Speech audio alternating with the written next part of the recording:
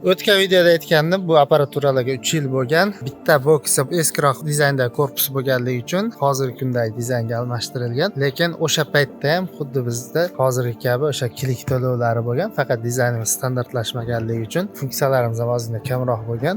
Hozir motor qismlarini ham sizlarga bitta obzor qilib beraman. Bitta muhim eslatma, bu yerda suv juda ko'pchilik aytadi, hozir sabablarini aytib o'taman. Suv yer ostidan chiqqan vodiyda bilasizlar, suv yaxshi bo'ladi, samoxotdan chiqadi, keyin o'ta toza ham chiqadi. Bu 200 metr chuqurlikdan chiqarilgan skvajnoy suv hisoblanadi. Hozir motor qismlarini ham bir ko'rsatib, keyin to'liq bir ma'lumot berib o'taman.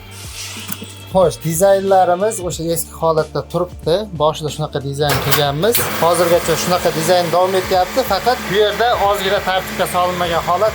Bizga olchimay dedi-yu, xuddi o'sha narsa bo'lgan. Lekin mana shu 3 ta apparatimiz boshida qo'yilgan, qolgan ikkitasi keyin qo'shilgan yoniga. Mana shu 3 ta apparatimizda biror marta pompa ketmagan. Pompasini ko'raylar, sho'rlab ketganda tegilmagan sababi. Buni asosiy ko'p ishlashini, bypasslarning uzoq vaqt ishlashining sababi bu yerda suv toza bo'lganini hisobiga, suvni tarkibida tosh, changlar, mayda qum zarralar bo'lmaganini hisobiga apparatura umri uzoq bo'lgan. Men 3 yildan beri pompasini dadina salniga ham ketmagan, bypassni o'qi ham ketmagan. O'sha zavodskiy holatida ishlab turibdi. Faqat har zamonda o'sha 6-7 oyda bir legroka qo'yiladi, dadina ozgina pastlab qolganini hisobiga. Qolgan narsalar idealni ishlab turibdi. Shitimiz eskicha holatda yig'ilgan. To'g'risi ko'rib o'zim ham adashib qolaman, lekin o'sha paytda eplab qilganmiz. Birinchi ishimiz bo'lganligi uchun. Xo'sh, nima demoqchiman? Agar siz samoyka qilsangiz va apparaturangiz kimdan olishingizdan qat'iy nazar, ishlash muddati hamma joyda har xil ishlashi mumkin. Bunga sabab o'sha suvga bog'liq, asosan